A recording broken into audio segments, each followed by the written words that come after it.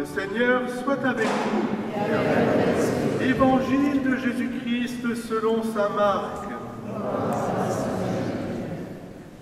En ce temps-là, dans son enseignement, Jésus disait aux foules: « Méfiez-vous des scribes qui tiennent à se promener en vêtements d'apparat et qui aiment les salutations sur les places publiques, les sièges d'honneur dans les synagogues et les places d'honneur dans les dîners.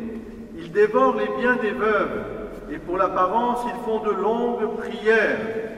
Ils seront d'autant plus sévèrement jugés. » Jésus s'étant assis dans le temple, en face de la salle du trésor, et il regardait comment la foule y mettait de l'argent. Beaucoup de riches y mettaient de grosses sommes. Une pauvre veuve s'avança et mit 2 petites pièces de monnaie. Jésus appela ses disciples et leur déclara: « Amen, je vous le dis, cette pauvre veuve a mis dans le trésor plus que tous les autres, car tous, ils ont pris sur leur superflu, mais elle a pris sur son indigence, elle a mis tout ce qu'elle possédait, tout ce qu'elle avait pour vivre. » Acclamons la parole de Dieu.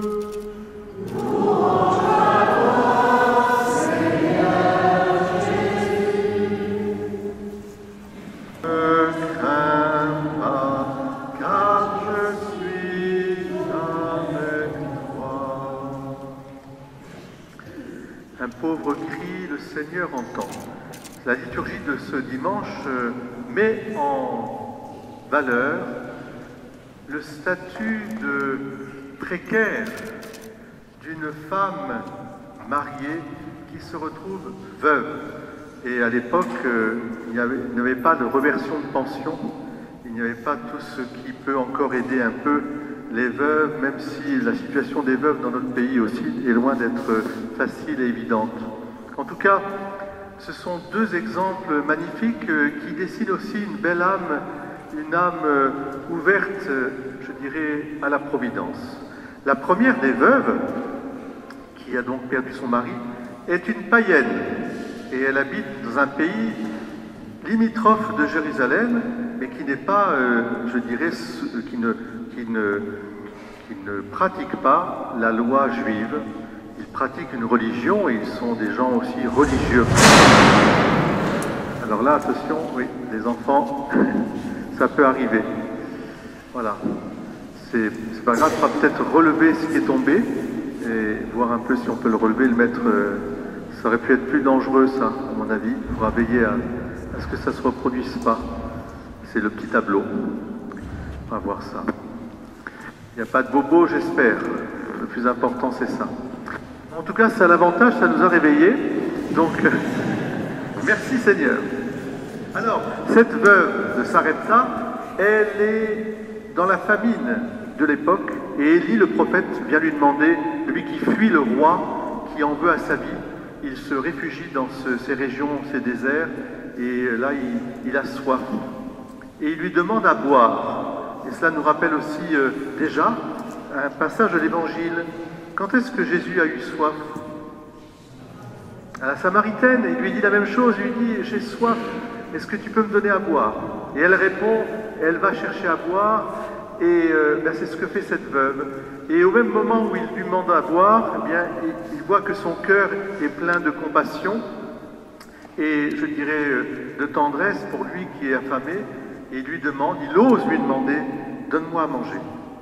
Et elle lui dit avec simplicité, j'ai rien, mais ce que j'ai, je vais te le donner, un peu d'huile, un peu de farine, avec mon enfant on le mangera, puis après on mourra, et on mourra tous ensemble.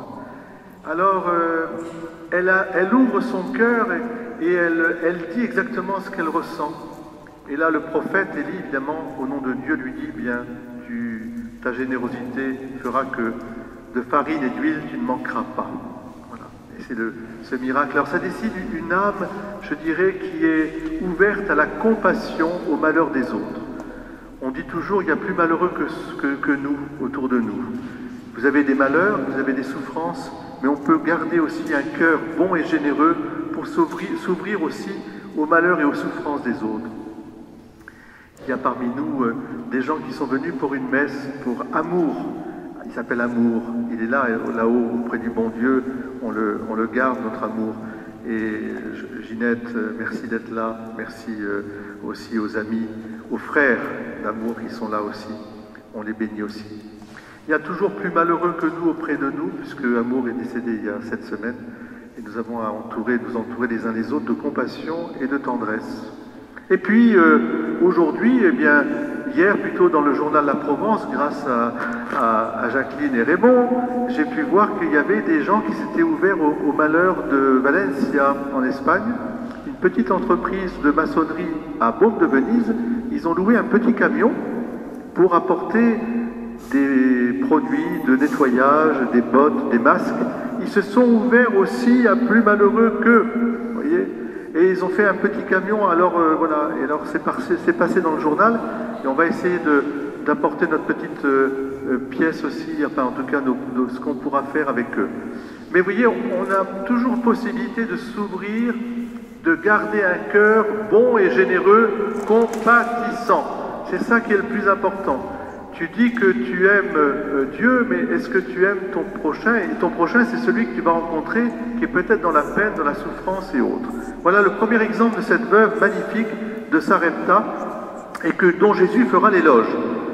Il dira, il y avait beaucoup de veuves en Israël au temps de la famine, mais seule la veuve de Sarepta a trouvé, je dirais, a été exaucée dans sa prière.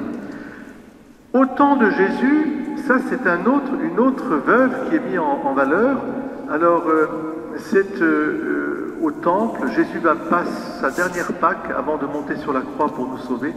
Et là, il est assis avec ses disciples et il voit les gens qui font des offrandes.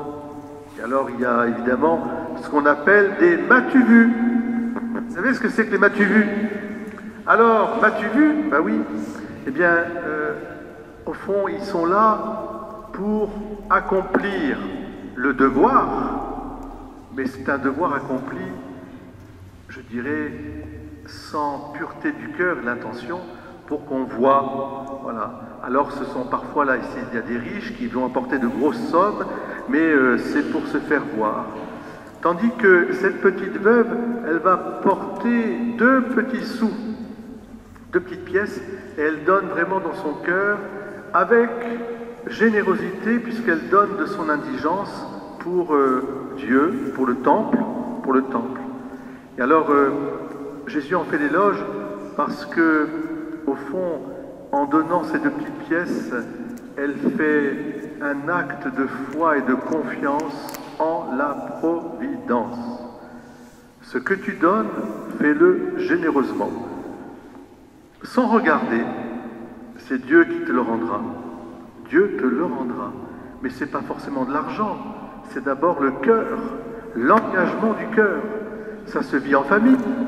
Quand on voit nos parents qui se donnent généreusement pour leurs enfants, qui portent,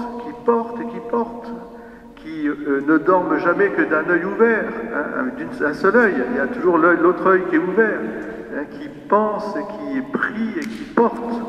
Eh bien, cette générosité-là, c'est celle de cette veuve, vous voyez. Elle donne son cœur. Et dans ce que vous allez faire et vivre aujourd'hui, et puis tous les jours de votre vie, c'est ce qu'on appelle la pureté d'intention. Donner vraiment son cœur. Un sourire, un accueil, une parole, bonjour. Donnez votre cœur. Est-ce que vous voulez bien le faire là aujourd'hui? Ça coûte pas cher de donner un sourire. Regardez-vous les uns les autres et saluez-vous, vraiment. Et surtout, celles et ceux, regardez-vous, celles et ceux avec qui vous avez parfois un peu du mal. Parce que c'est avec ce cœur généreux que le Seigneur exauce nos prières. Pardonnez-vous du fond du cœur et ayez ce cœur ouvert. Ces 2 petites pièces, ça vous rappelle quelque chose? Ces 2 petits sous, dans l'Évangile, c'est le double commandement de Dieu. Tu aimeras Dieu de tout ton cœur, de toute ton âme, de toutes tes forces, et le prochain comme toi-même. Voilà, eh bien, l'éloge de ces deux veuves nous rappelle d'abord la place magnifique des femmes dans notre société et dans notre Église, et qu'elles soient bénies parce qu'elles portent l'amour et elles sont toujours dans la générosité. Elles ont besoin de se purifier, les femmes comme nous, mais chez les hommes, il y a un peu plus parfois de poils dans la main, disons. Voilà, on tient un peu les choses, mais voilà, vivons un peu cela au quotidien. Et je vous invite ce dimanche, eh bien, à faire peut-être un geste, vraiment un geste comme la veuve, c'est-à-dire d'aller peut-être téléphoner à quelqu'un, une visite, une bonne œuvre pour redonner, je dirais, le sens de que rien n'est impossible à Dieu si nous mettons au service de Dieu. Rien n'est impossible. C'est ce que la Vierge Marie nous a appris aussi et ce qu'elle continue à nous enseigner. À Dieu, rien d'impossible. Donne ton cœur. Aime-le et aime ton prochain comme tu es. Non pas avec une apparence, mais comme tu es, de tout ton cœur. Et le Seigneur te le rendra au centuple, et la vie éternelle, et le paradis après. Ça vaut la peine quand même, hein, n'est-ce pas? Ça vaut la peine, le paradis après aussi. Voilà. Eh bien, ne crains pas, je suis